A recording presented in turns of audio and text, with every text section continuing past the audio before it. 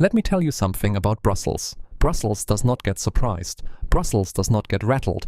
Brussels is the most carefully insulated, most meticulously managed, most thoroughly self-protected political ecosystem on the face of the earth. And for decades it has absorbed every shock, neutralized every threat, and quietly suffocated every challenger who dared to come for the people who actually run things at the top of the European Union. It has seen populists rise and fall, it has watched governments collapse and reform, it has endured financial crises, migration crises, constitutional crises, and every conceivable variety of political turbulence that a continent of 27 squabbling nations can generate, and through all of it Brussels has remained fundamentally, almost supernaturally unmoved. Until now. Because what just happened inside the European Parliament is not a normal political moment. It is not a scheduled controversy, not a manufactured opposition stunt, not the kind of orchestrated outrage that Brussels has processed and neutralized 1,000 times before.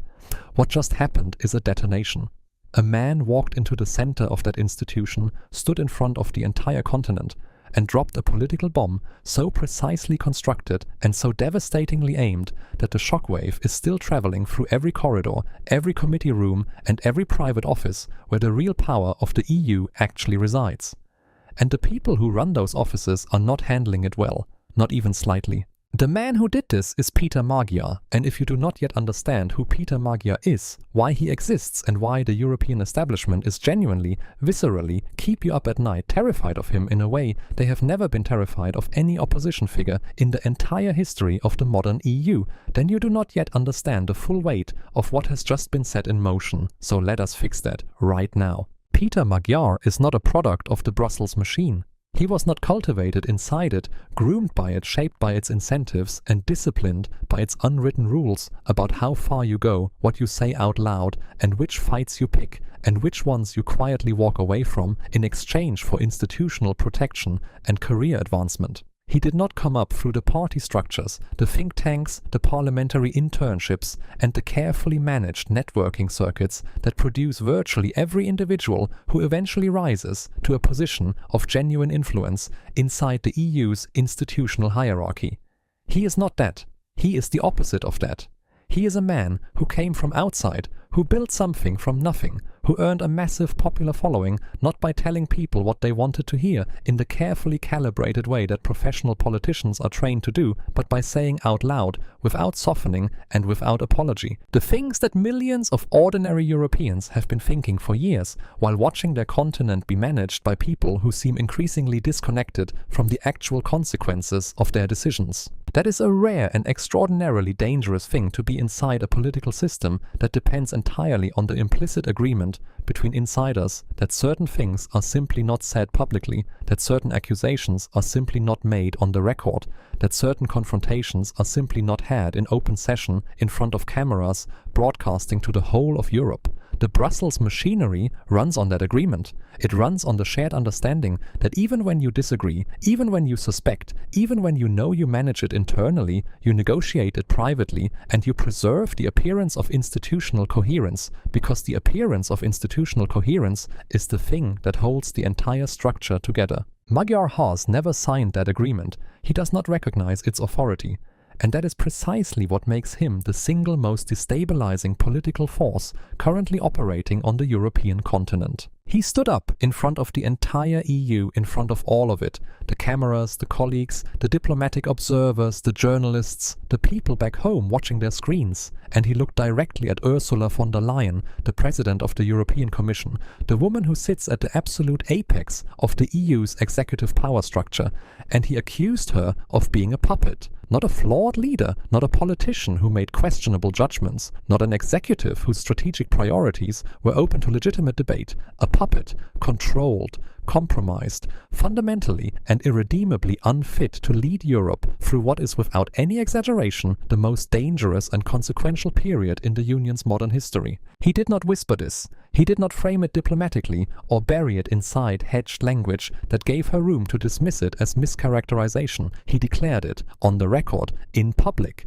to the whole continent, with the full weight of his platform and his following behind every single word. And Brussels went silent, not the polite, managed silence of an institution that has decided to rise above provocation. the stunned, disoriented silence of a system that has just been hit by something it genuinely did not see coming and does not yet know how to process. Now the question that everyone inside that system is asking themselves, the question that is consuming private conversations in every corner of Brussels at this very moment, is not what you might expect it to be.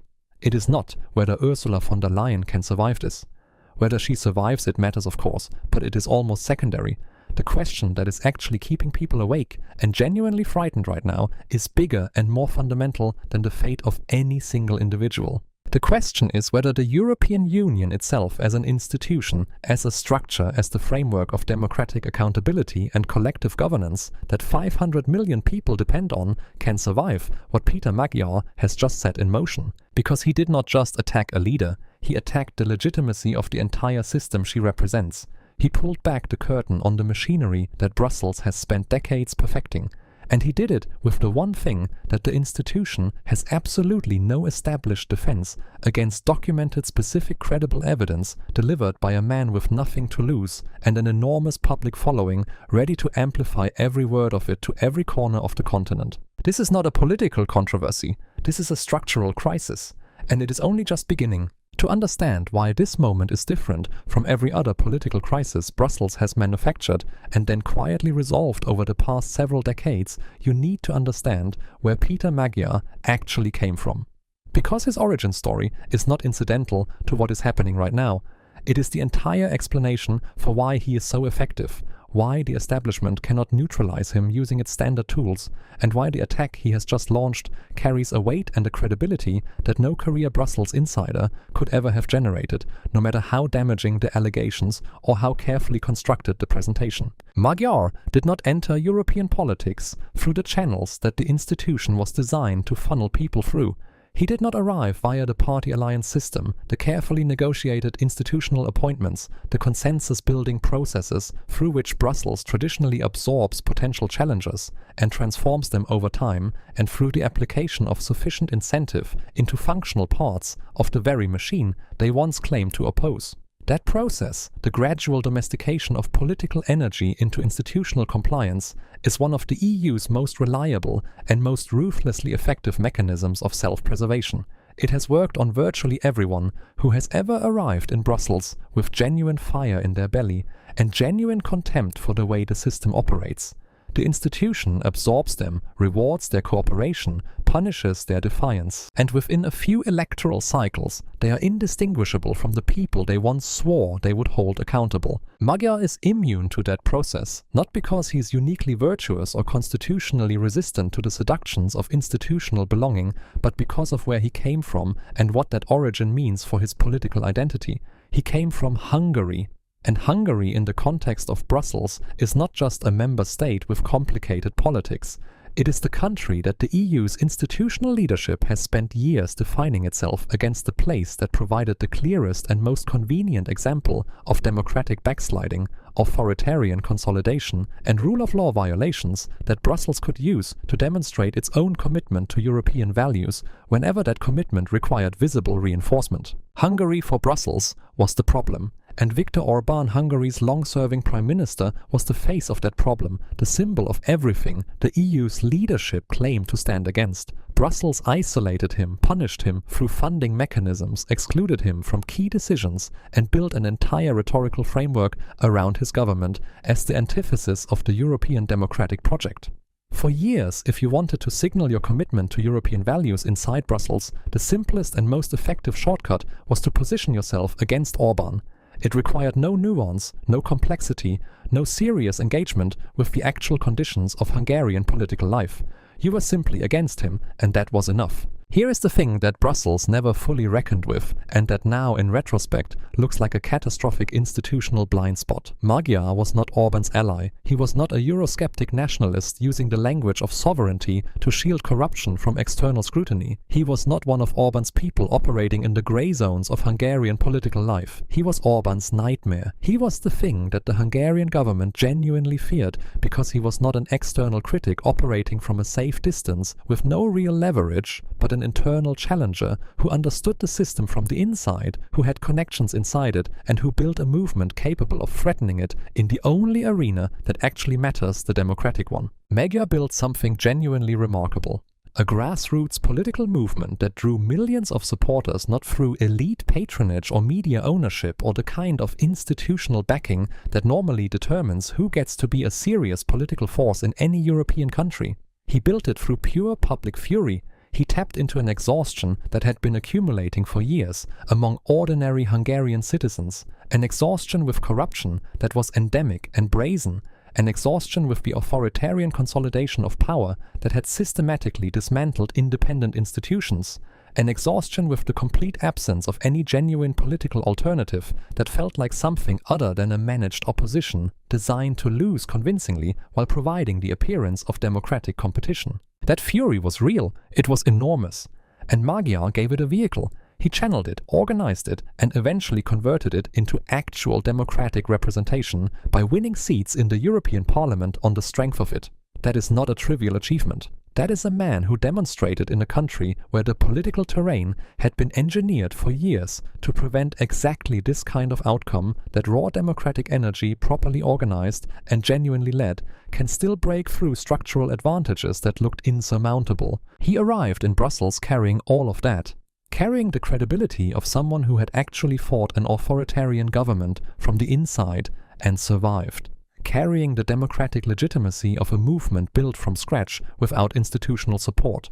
Carrying the anger of millions of people who had been failed by the political systems that were supposed to represent them. And crucially carrying absolutely none of the debts, obligations, loyalties and vulnerabilities that the Brussels machine uses to keep its participants in line. And now he has taken all of that accumulated fury, all of that credibility, all of that demonstrated willingness to fight powerful institutions without flinching and pointed it at someone who until very recently seemed essentially untouchable. Not at Orbán, not at a national government that Brussels had already designated as a legitimate target, at Ursula von der Leyen, at the President of the European Commission itself, at the woman who sits at the top of the EU's entire institutional hierarchy. What he said in his public address was not, and this is absolutely critical to understand political theatre designed to play well with his Hungarian base back home. This was not a domestic political maneuver wrapped in European language to give it a wider audience. This was something categorically different.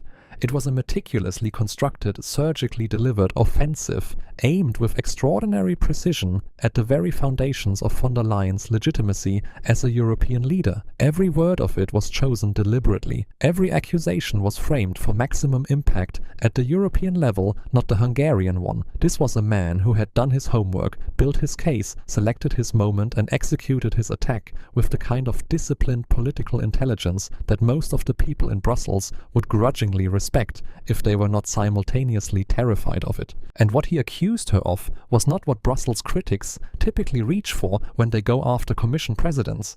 It was not policy failure. It was not administrative incompetence. It was not the kind of bureaucratic mismanagement or strategic misjudgment that generates critical headlines and uncomfortable parliamentary sessions and then fades as the news cycle moves on. He did not accuse her of getting things wrong. He accused her of something far more severe, far more damaging, and far more difficult to refute with the standard institutional defense mechanisms. He accused her of deliberately surrendering European independence. Let that sit for a moment, because it is important to feel the full weight of it before moving on. This is not a critique of her performance. This is not a question about whether her priorities were correctly ordered or her execution was sufficiently competent. This is an accusation that the person entrusted with defending the interests of 500 million European citizens against external pressure has been doing the opposite, has been making decisions that actively serve external interests, has been operating not as a guardian of European sovereignty, but as a vehicle for its systematic erosion deliberately, consciously, and in full knowledge of what she was doing and who she was doing it for. He accused her, and he did this in language that left absolutely no room for diplomatic reinterpretation or strategic ambiguity, of operating as a political puppet. Not a leader who made compromises under pressure. Not an executive who balanced competing interests imperfectly. A puppet, an instrument, something whose strings are being pulled from outside the EU's democratic framework entirely by forces that no European citizen voted for, consented to, or was ever informed about. That word puppet did not land in Brussels as a rhetorical flourish, it landed as a grenade, because everyone inside that institution understood immediately, with absolute clarity, exactly what Magyar was saying, what he was implying, and what documentation he was prepared to produce to back it up. And the silence that followed was not the silence of people who had heard an outrageous and unsubstantiated allegation. It was the silence of people who were genuinely, deeply and suddenly uncertain about how much of what Magyar was saying might turn out to be true. The word landed. And I want you to understand what I mean by that, because there is a difference between a word that causes offense and a word that causes damage, and what Magyar deployed in that chamber was not the former. It was absolutely unambiguously, devastatingly the latter. Puppet. Single word, 2 syllables. And the moment it left his mouth, every person in that room, every senior official, every party group leader, every career diplomat and institutional veteran who had spent years learning how Brussels actually operates, beneath its carefully maintained surface of democratic procedure and technocratic competence, they all felt it. Not as an insult, not as political hyperbole, as an allegation. A specific, directed, potentially documentable allegation aimed at the most powerful individual in the European Union's executive structure, delivered by a man who had already demonstrated he was not there to perform outrage for cameras, but to prosecute a case. Nobody needed him to say the name. The name was already in the room. Because here is the context that makes Magyar's choice of that specific word so extraordinarily precise and so lethally effective. For months, and this is not background color, this is the actual political environment in which every major decision coming out of the European Commission has been made.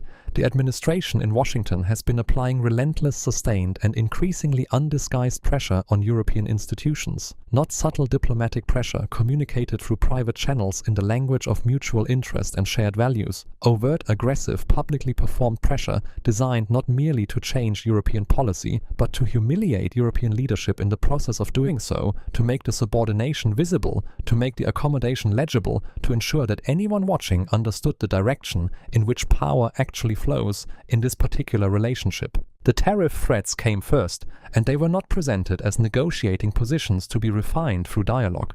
They were presented as ultimatums. Either European trade policy bends toward American preferences, or European exports face consequences severe enough to destabilize entire industrial sectors that European governments have spent years trying to protect and develop.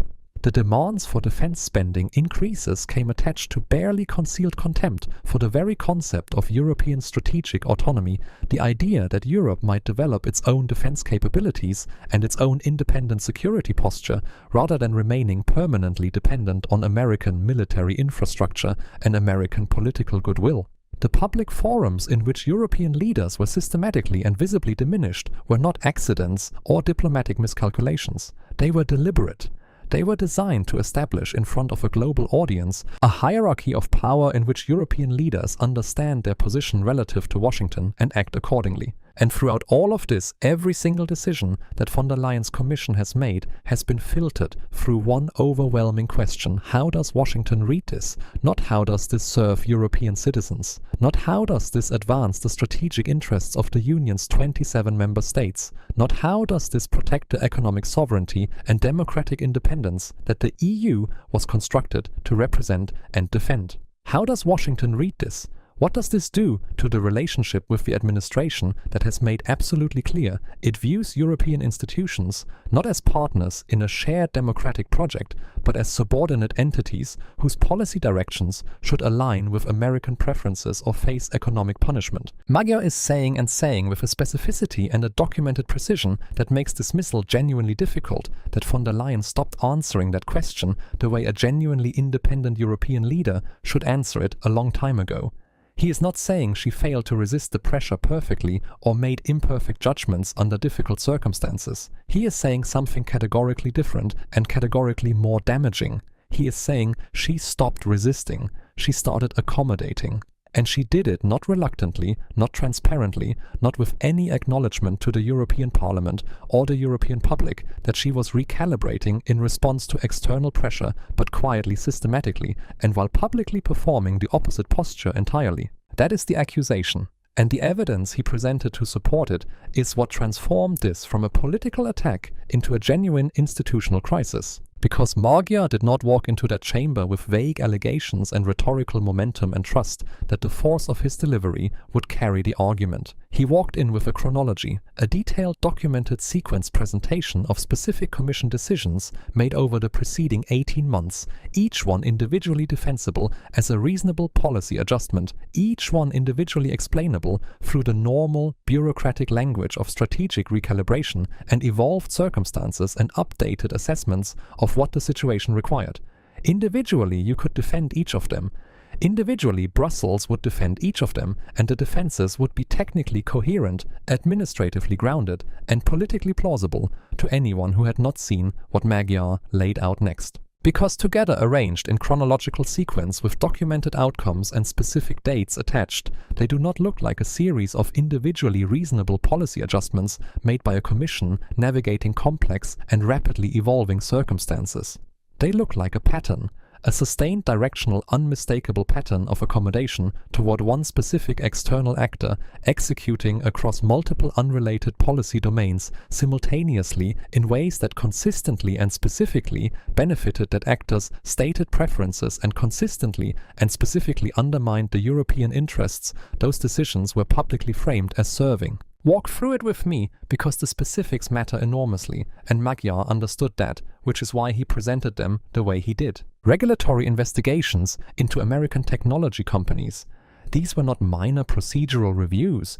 These were years in the making evidence-heavy investigations building toward enforcement actions that would have represented historic exercises of European regulatory sovereignty, demonstrating that the EU's legal framework applied to American corporate giants operating in European markets with the same force it applied to anyone else. The fines being contemplated were significant enough to genuinely register at the highest levels of the companies involved, significant enough to establish real precedent, significant enough to matter. They were quietly scaled back, not concluded with decisive enforcement, not resolved through negotiated compliance commitments with real teeth. Scaled back. The momentum dissipated, the urgency evaporated, and the historic precedent that should have been set was not set. And the timeline of that scaling back aligns with a period during which Washington was making its position on European regulatory overreach toward American companies very publicly and very aggressively known. Trade discussions with Asian partners. European negotiators had been working on these for years. Building relationships, developing frameworks, advancing toward agreements that would have meaningfully diversified European trade exposure and reduced the Union's dependence on any single external trading relationship. Agreements that, had they been concluded, would have given Europe genuine strategic flexibility in its economic relationships with major powers. They were suddenly deprioritized, not paused pending review, not restructured to address technical obstacles, deprioritized. The years of work, the relationship capital, the strategic positioning quietly shelved.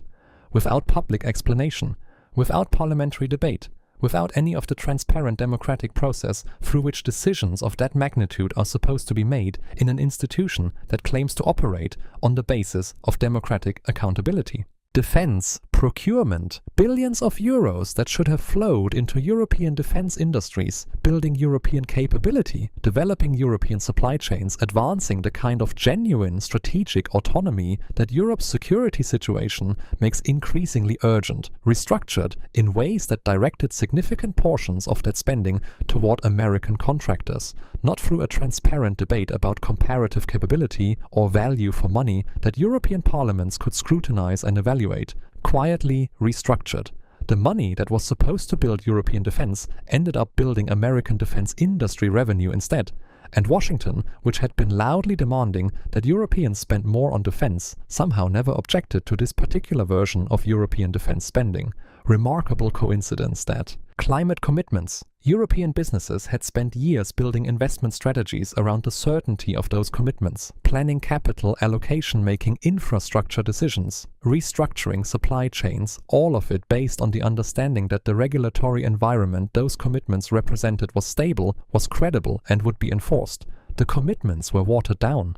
The ambition was reduced. The timelines were extended. The targets were softened.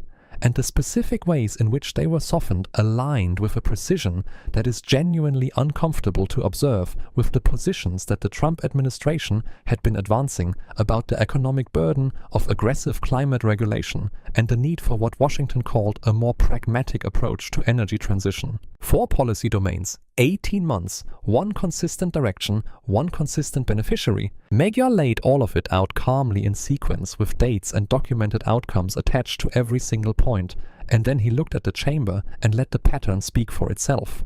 Because he did not need to provide a dramatic conclusion. The pattern was the conclusion. The chronology was the argument. The documented specificity was the evidence. And everyone in that room who understood European policy well enough to evaluate what they were hearing understood that what Magyar had just presented was not circumstantial, it was structural. And structural evidence of this kind assembled with this level of precision does not dissolve under the standard institutional response of denial and counter-narrative. It accumulates, it compounds, and it waits for anyone with the documentation to match it. Magyar had the documentation, that was already clear, and the room knew it, and Brussels knew it, and that is precisely why, from that moment forward, nothing about this crisis has followed the normal pattern of how Brussels handles challenges to its leadership, because this was not a normal challenge. And Magyar was not a normal challenger, and what he had just placed on the table was not something that the institutional machinery of the European Union had any established procedure for making go away. There is a principle that anyone who has spent serious time watching how powerful institutions behave under pressure eventually learns to recognize, and it is one of the most reliable indicators available for understanding how seriously a threat is actually being taken behind closed doors, regardless of what the public-facing communications are designed to suggest. The principle is this: institutions do not defend themselves against critics they genuinely consider irrelevant. They ignore them, they allow their allies to dismiss them. They let the silence accumulate until the challenger either escalates beyond what the news cycle can sustain or simply exhausts themselves against the indifference of a system that has learned through long practice that outlasting opponents is almost always more effective than engaging them directly. When a powerful institution breaks that pattern, when it abandons the posture of elevated indifference and deploys its actual communications apparatus in a formal, detailed point-by-point response to a critic's specific allegations. What it is communicating, regardless of the content of that response, is that the critic has landed something real, that the allegations are not safely dismissible, that leaving them unanswered carries risks that the institution's leadership has judged to be worse than the risks of responding, and thereby confirming the critic's significance. Von der Leyen's office responded within hours of Magyar's address, not the next day, not after a period of considered strategic deliberation, within hours. And the response was not a brief statement declining to dignify the accusations with serious engagement. It was a detailed, exhaustive, point-by-point rebuttal that clearly consumed significant political capital and significant communications resource to produce on that timeline. Her team addressed his specific allegations. Her team engaged with his documented chronology. Her team attempted systematically to provide alternative explanations for the pattern of decisions he had laid out in sequence with dates and outcomes attached. Read that response for what it actually is, rather than what it claims to be. It is a document produced by people who are frightened, not people who are irritated, not people who are strategically recalibrating their public positioning in response to a manageable opposition challenge. People who are frightened of what Magyar has frightened of what he is prepared to do with it, and frightened that the standard mechanisms for managing exactly this kind of threat, the mechanisms that Brussels has deployed successfully against every previous challenger to its leadership structure, are not going to work this time. And that fear is not confined to the communications team producing press releases at speed. According to people with direct knowledge of the mood inside Commission headquarters right now, people who work in those buildings, who walk those corridors, who have access to the conversations happening happening at the levels where the actual gravity of a situation is understood and processed without the filtering that public statements require. The atmosphere is not one of managed concern. It is not the carefully projected calm of an institution that believes it understands the challenge it is facing and has a viable plan for addressing it. It is raw institutional panic, the kind that sets in when the normal tools do not fit the problem and the people who are supposed to know what to do next are discovering in real time that they do not. Because Magyar did not stop at the accusations. And this is where the situation moves from serious to genuinely existential. He did not deliver his indictment, lay out his documented chronology, and then leave the room open for the kind of managed de-escalation that European political culture has developed an extraordinary institutional sophistication for producing. European politics, Brussels politics especially, runs on a specific and deeply embedded cultural mechanism for handling internal conflicts that become too visible. It involves dialogue. It involves the quiet negotiation of face-saving compromises that allow everyone involved to claim something resembling a satisfactory outcome, while the underlying problem is absorbed back into the institutional fabric and gradually dissolved. It involves the implicit understanding that no matter how fierce the public confrontation appears, everyone at the table is ultimately a professional operating within a shared framework, and that shared framework has value that transcends any individual dispute. Magyar does not operate within that framework. He did not come to Brussels to become part of it. And what he said after laying out his evidence made absolutely clear that he has no intention of allowing this crisis to be managed back into institutional resolution through the mechanisms that the system would normally deploy. He issued a demand, public, unconditional, and stated in language that left no space for the kind of interpretive flexibility that allows demands to be partially met and presented as fully honored. He demanded that Ursula von der Leyen resign from the presidency of the European Commission immediately, not after a review process, not following an independent investigation whose findings could be managed and whose timeline could be extended until the political moment had passed. Immediately. The word carried the full weight of his documented case behind it and landed in Brussels as something the institution had no procedural framework for absorbing without consequence. But he did not stop there either, because attached to the resignation demand was something that made the situation infinitely more explosive than a demand alone could ever be. He stated on the record in language that cannot be walked back or reinterpreted through subsequent clarification that he will not work with her, that he refuses, categorically and without condition, to participate in any European institutional framework in which she continues to hold authority. He is not a marginal figure making this declaration. He is a man with genuine democratic legitimacy inside the institution he is refusing to cooperate with. The implications of that refusal for the functioning of the European Parliament are not trivial, and Brussels understands that with complete clarity. And then, because Magyar had clearly anticipated exactly how Brussels would attempt to respond to everything he had said up to that point, he went further still. He announced that if Brussels chooses to protect her rather than remove her, if the institutional machinery of the EU circles its wagons around the Commission President and attempts to bury his allegations through procedural obstruction and political solidarity, he will not accept that outcome as final. He will take the fight outside, directly to European citizens, in a continent-wide campaign specifically designed to delegitimize the entire Commission leadership structure from the outside, bypassing every Brussels media filter, every party group communication channel, and every institutional mechanism through which the EU has historically managed the narratives that reach the European public about what is actually happening inside its power structures. Now, there are moments in political crises where a threat like that can be evaluated as theatrical, as a calculated escalation designed to extract concessions before the confrontation reaches a point where executing the threat would cost the person making it as much as it costs the target. This is not one of those moments. Magyar has the platform to execute this threat. He has built over several years of political organizing that began in conditions far more hostile than anything Brussels can manufacture the direct communication infrastructure required to reach European citizens at scale without institutional intermediaries controlling the message. He has the following. He has the demonstrated credibility of a man who has done exactly what he said he would do at every previous stage of his political career. And the numbers behind that, following the actual democratic weight he carries across multiple European member states, make this crisis existential in a way that Brussels' crisis management tools were simply not designed to address. But everything described above, as serious as it is, as genuinely unprecedented as it is in the context of modern EU institutional politics, is not the most explosive element of what Magyar has set in motion. Because what he hinted at next, the specific nature and the specific source of the documentation he claims to possess about the external influence operating on von der Leyen's decision-making, is what has transformed this from a political scandal, the kind that institutions survive through a combination of attrition and managed narrative, into something that could cause permanent structural damage to the EU's institutional foundations, in a way that no amount of crisis management can fully repair. What exactly does he know, and why are the people who are closest to von der Leyen the people who understand her situation most completely and have the most comprehensive view of what Magyar's documentation might actually contain?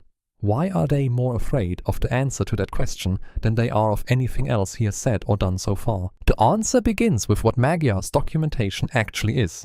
And here the language needs to be chosen carefully because the distinction matters enormously. What Magyar claims to possess is not rumor. It is not the category of unverifiable allegation that political opponents routinely deploy against each other during high-stakes confrontations, knowing that the charges will generate damaging headlines in the short term, but will dissolve under scrutiny once the evidence fails to materialize and the news cycle finds a new focus. That category of allegation is familiar to Brussels. The system knows how to handle it. You wait, you deny, you allow the absence of concrete evidence to do the work of defense, and within a few weeks the controversy has receded sufficiently that the institution can resume normal functioning. This is not that. According to multiple sources inside the European Parliament who were present during the closed-door briefings that Magyar conducted with senior MEPs in the period immediately before his public address, he walked into those rooms with actual documentation. Not talking points, not circumstantial inference assembled into a plausible narrative, internal communication records, decision-making timelines with external correspondence, attached correspondence that apparently shows the relationship between external pressure and internal Commission decisions with a specificity that goes well beyond what anyone had previously been willing to put on the record. Testimony from individuals who operated inside the Commission at its highest levels, who watched the pattern Magyar described playing out in real time across multiple policy domains simultaneously, and who are apparently prepared to confirm it. The briefings, by all accounts from people who attended them, were not comfortable experiences. Several MEPs who entered those rooms as committed defenders of the Commission President's leadership, people whose institutional positioning and political futures are substantially invested in her continued authority, left them in silence. Not the strategic silence of people recalibrating their public messaging. The genuine unperformed silence of people who have just been shown something that has fundamentally disrupted their understanding of what has been happening inside the institution they work in. And if you want a single indicator that tells you everything you need to know about the actual severity of what Magyar presented in those briefings, it is this: the politicians who built their careers on supporting this leader, the ones with the most to lose from her fall and the most institutional incentive to defend her publicly and loudly and immediately, have gone quiet. When people whose interests are entirely aligned with defending a leader cannot bring themselves to defend her after seeing what a challenger has on her, it means something has shifted at a level that no public statement, no communication strategy, and no institutional solidarity mechanism can reach or repair.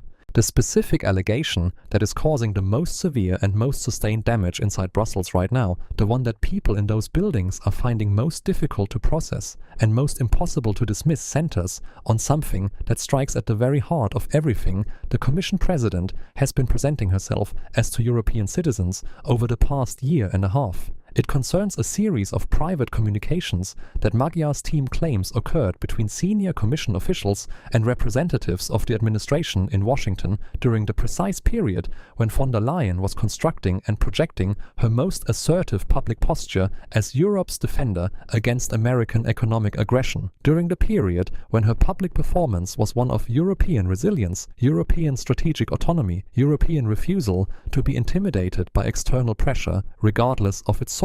Those private communications, if Magyar's documentation proves what he claims it proves, tell a fundamentally different story about what was actually being agreed to while that public performance was being delivered.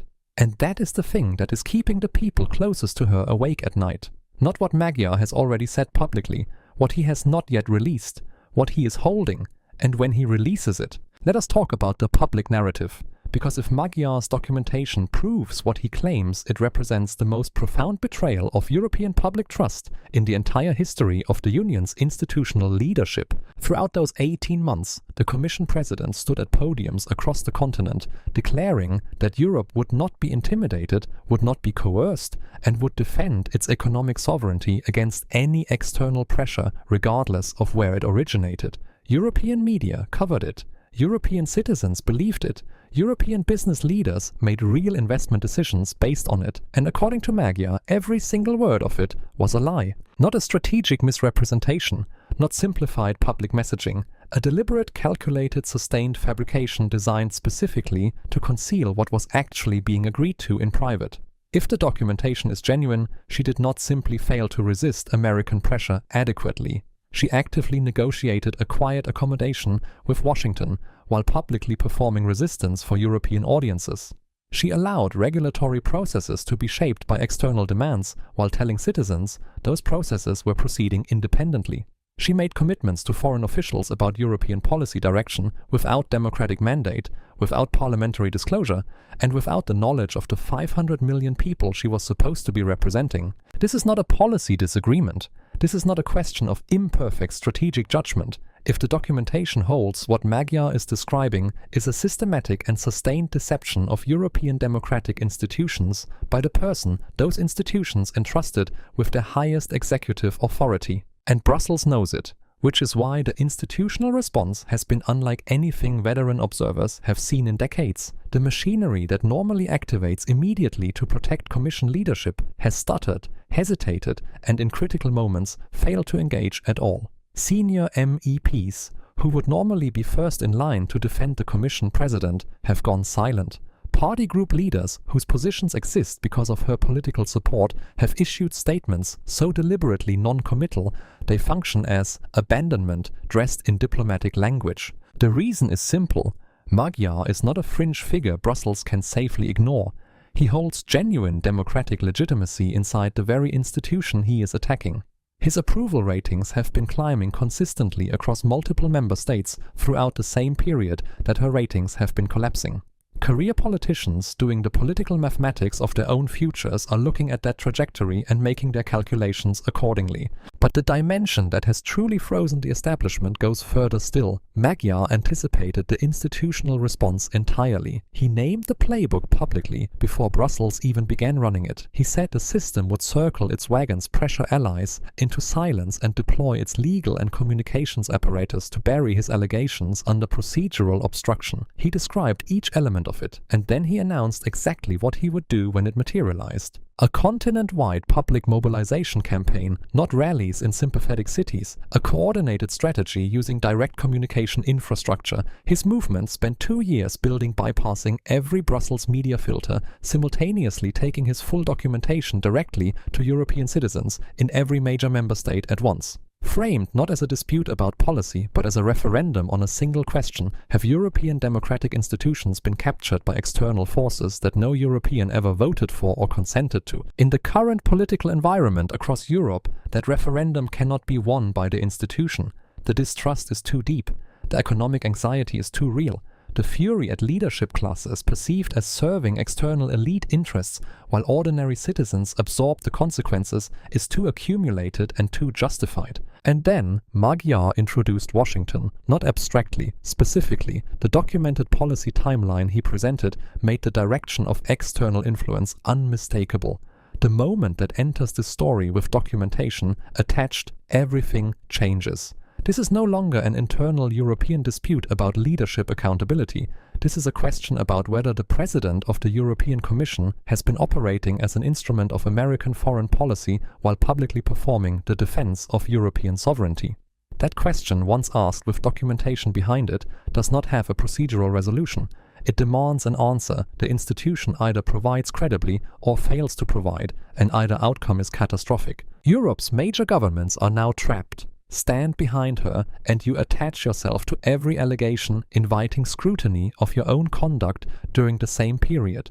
Distance yourself from her, and you accelerate the collapse of Commission authority at the precise moment when European unity is under maximum external pressure, and any visible fracture will be immediately exploited by every force that wants the European project permanently destroyed. There is no good option. Magyar engineered the trap to produce exactly this decision structure, and the most explosive element has not even been fully released yet, because his documentation apparently does not stop with the Commission president. It reaches further into the institutional structure than anyone has yet been willing to say out loud. When it becomes fully public, the question will no longer be whether she survives. It will be whether any of the current European leadership structure survives at all. Magyar has lit a fuse that Brussels cannot extinguish.